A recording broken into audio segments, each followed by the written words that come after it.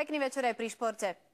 4 dní pred vrcholom tejto sezóny pretekmi elít na majstrovstvách sveta cyklistov Peter Sagan vymenil bicykel za rečnícky pult. Na konferencii určenej pre vychádzajúce hviezdy cyklistiky odovzdával svoje skúsenosti.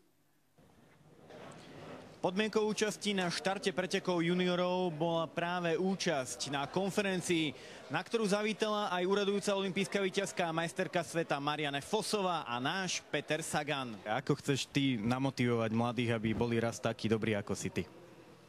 Uvidíme, čo ma napadne v danom momente, keď tam budem. Hlavne tu už máme, že no stres, takže bez stresu, ne?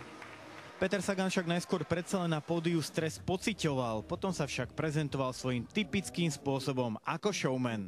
Ja som ich moc nevidel, lebo mi svietilo svetlo do očí, ale v pohode. Bolo to celkom zábavné a na finále dúfam teda, že aj mladí si zoberú niečo z toho a že budú mať väčšiu chuť do bicyklovania. Marianne Vosová nám povedala, že bolo pre ňu cťou motivovať nové vychádzajúce hviezdy a že dúfa, že raz dosiahnu to, čo ona.